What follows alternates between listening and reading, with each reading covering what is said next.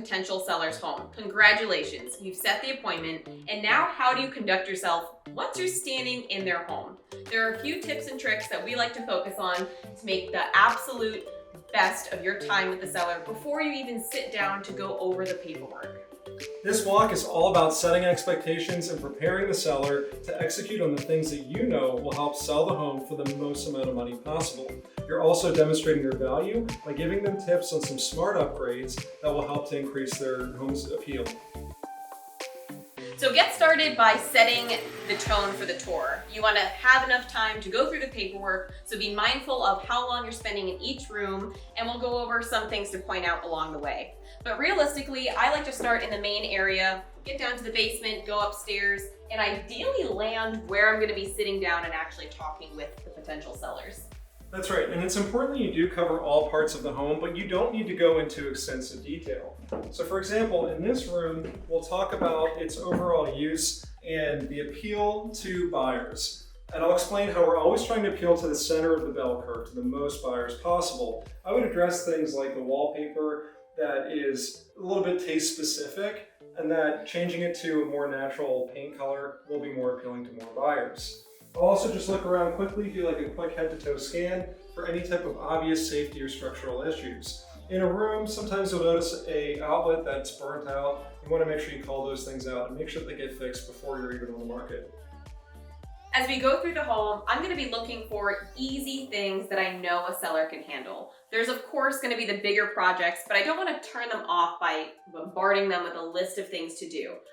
Easy things could be removing an ottoman from a room to make the space seem larger, or if something has been converted to a bedroom but could also be used as a living room and the house doesn't currently have a living room, it might be best to have that area set up for its best purpose. That's right, and we want to make sure that the advice that we give is simple whenever possible. I found it to be helpful to call on a third party, like a professional stager, to come in and give a report and give some advice as well.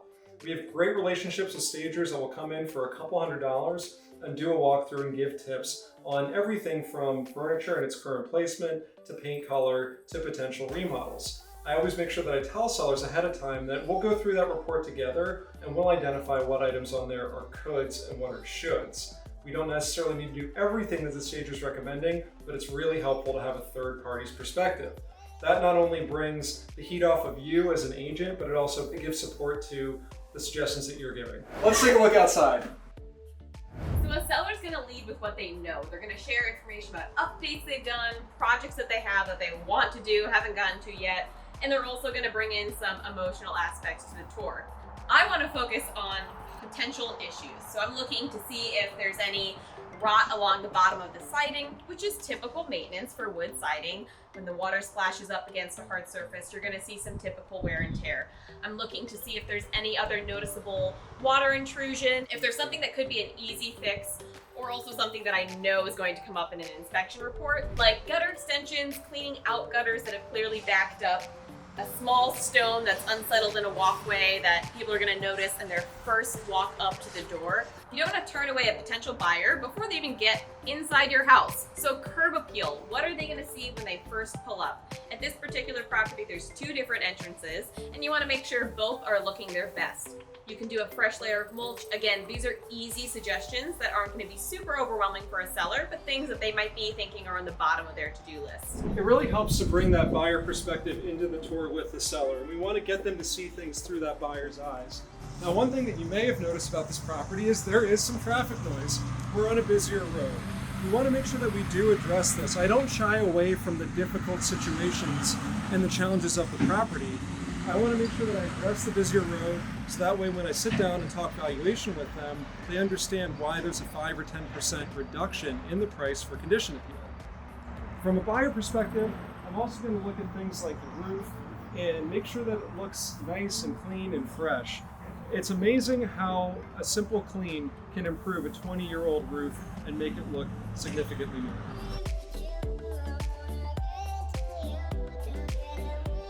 I always make sure to spend time in the basement looking at the mechanicals. I want to check out the age, the service history, and make recommendations like getting an HVAC unit service if it hasn't been in the last couple of years. I'd rather have that record ahead of time than have somebody question the fact that it's been 3, 4, 5 years without the unit getting any attention. I'll spend time looking at oil tanks. I'll do a quick wipe on the bottom to see if there's any rust. I'm just looking for some of the most alarming common problems that could come up on a home inspection. Another thing to note is what type of condition is the property in that you're standing in? Is it in a serious state of disarray where you know the inspection report is going to be quite lengthy? Is it an older home? Are all of the mechanicals towards the end of their lifespan? There's a few different approaches here. You could suggest a pre-listing home inspection for a seller. To get ahead of those lists that are going to be on the report, they can decide to tackle the top 3 things and understand that the rest is a little bit more maintenance heavy. Having that information ahead of time can be a huge benefit if your seller is able to tackle some projects. You don't want to go down that path if your seller is looking for an as-is, no stress, no nonsense sale, and they do not have the time, money, or capability of diving into that further. That's right. If that's the case, if they don't have the money or interest in fixing issues, you just simply fix that problem through price. You obviously would not list a home that has some mechanical deficiencies as high as one that does not. The first place we go upstairs is the primary suite. This is one of the places that matters most to sellers. It's important that we look at every single room, but we want to make sure we spend time in here and talk about things like ease of use, functionality of the space itself. So for example, if you have big bulky furniture, taking a dresser or something like that out of the space. A huge point to remember, you are in the most personal space of a potential seller's home. This is where they are going to feel most vulnerable. If you're talking about their poor decision of pillows, that is not necessarily the time. Make sure we just came from the basement where the mechanicals are. We might have had a few daunting conversations down there. I like to make sure this is still uplifting and they're still excited to talk to me. So I might point out a personal choice they've made in design, which no, does not quite have a direct correlation with the value of their home, but it's gonna make them feel good along the way. I wanna make sure that they know that I genuinely care about them and their success. I'll applaud their choices in fixtures and certain design choices if they've done updating along the way. This is an attached primary bathroom. Amazing, freshly updated. I want to highlight the fact that they did a really wonderful job making that choice. As you're going around the home, it's important to take mental notes and actual notes. I let the seller know right when we come in that I'm going to be taking notes on my phone and ask permission to take a couple photos if necessary. When you're going through the walking tour, you're focused on what you're saying and how you're responding to the seller. Make sure that you're going to remember some details later on when you're actually sitting down to complete a new valuation if you haven't been to the house before. In this bathroom, the seller's made some smart and expensive updates. I can tell that this is an older vanity that they painted to look modern and white, and they put some new knobs and hardware on here. It looks like they also made some upgrades to the faucets and the mirrors. These are all inexpensive little tricks that can help increase the desirability of the home overall. If you enter a room that has questionable design choices, it's important to come from a place of advice and care for success in the sale of their home. This is a 4th bedroom set up as an office. Is this the highest and best use of this room? Does it look quite small with this huge desk in here? Yes.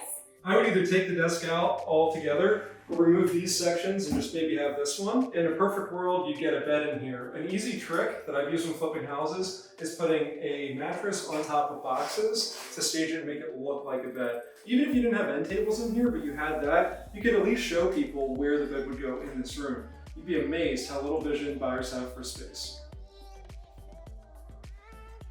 Rooms that have held parties and family events and friendly entertaining, I like to make a point to acknowledge that we're not only helping a potential seller transition into the next part of their life, but we're acknowledging and respecting the memories that are held in this current home.